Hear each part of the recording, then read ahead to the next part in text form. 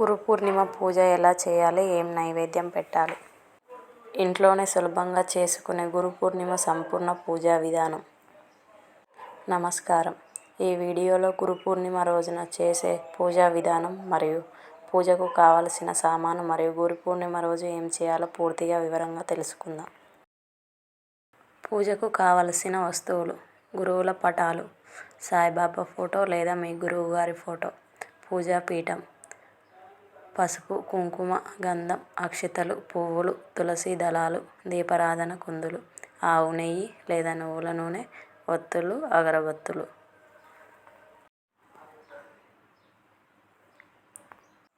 నైవేద్య ప్రసాదాలు: పాయసం లేదా ఏదైనా తీపి పదార్థం, అరటిపండ్లు, కొబ్బరికాయ.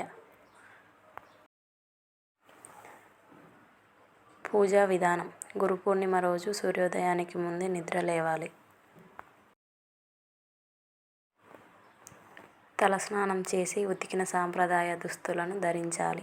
ఇల్లంతా శుభ్రం చేసుకొని ఇంటి ముందు ముగ్గులు పెట్టుకోవాలి. పూజ గదిలో ఒక చిన్న పీటను ఉంచి దానికి పసుపు రాసి కుంకుమ బొట్లు పెట్టాలి. ఆ పీటపై ఎర్రటి గుడ్డ లేదా పసుపు రంగు వస్త్రాన్ని పరవాలి. ఆ పీఠంపై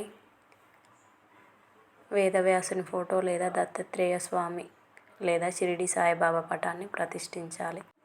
మీ వ్యక్తిగత గురువులు ఎవరైనా ఉంటే వారి ఫోటోను కూడా ఉండవచ్చు. దేవుడి పటాలకు గంధం, కుంకుమలతో బొట్లు పెట్టి పూలమాలతో అందంగా అలంకరించాలి. దీపారాధన: ఫోటోల ఎదుట 2 ప్రమిదలలో దీపారాధన చేయాలి. ఆవు నెయ్యి వాడితే చాలా శ్రేష్టం. ముందుగా వినాయకుడిని మనసులో స్మరించుకొని పూజ నిర్విఘ్నంగా సాగాలని నమస్కరించుకోవాలి.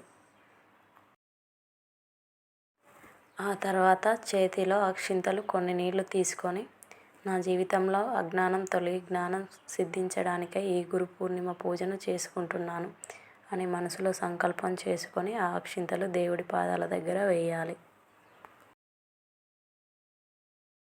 గురు అష్టోత్తరం స్తోత్రాలు, అక్షతలు, పువ్వులు లేదా తులసి దళాలతో గురు అష్టోత్తర శతనామావళి చదువుతూ పూజించాలి.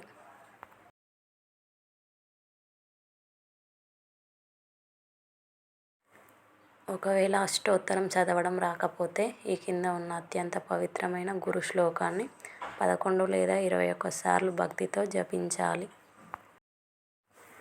ఓం గురు బ్రహ్మ గురు విష్ణు గురుదేవో మహేశ్వర గురు సాక్షాత్ పరబ్రహ్మ తస్మై శ్రీ గురవే నమః.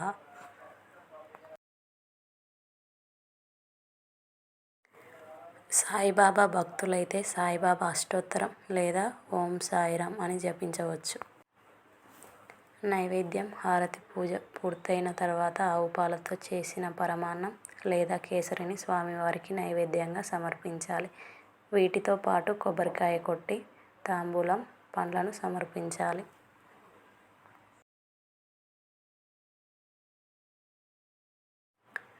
చివరగా కర్పూర హారతి ఇచ్చి గురుకృప కోసం ప్రార్థిస్తూ సాష్టాంగ నమస్కారం చేసుకోవాలి. గురు పూర్ణిమ రోజున చేయవలసిన మరికొన్ని ముఖ్యమైన పనులు: మొదటి గురువులకు వందనం. పూజ ముగిసిన తర్వాత మీ మొదటి గురువులైన అమ్మ, నాన్నల కాళ్ళు నమస్కరించి వారి ఆశీస్సులు ఖచ్చితంగా తీసుకోవాలి. గురు దర్శనం: వీలైతే మీ చదువు నేర్పిన గురువులను కలిసి కృతజ్ఞత తెలపాలి. సాయిబాబా ఆలయానికి వెళ్ళాలి.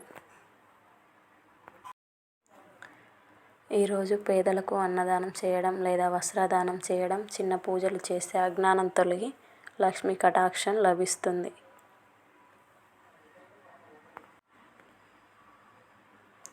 ఈ సమాచారం మీకు నచ్చినట్లయితే వెంటనే ఈ వీడియోని లైక్ చేయండి. మీ ఫ్రెండ్స్ అండ్ ఫ్యామిలీ మెంబర్స్కి షేర్ చేయండి. ఇలాంటి మరిన్ని ఆసక్తికరమైన సాంప్రదాయాల విషయాల కోసం మన ఛానల్ని ఇప్పుడే సబ్స్క్రైబ్ చేసుకోండి.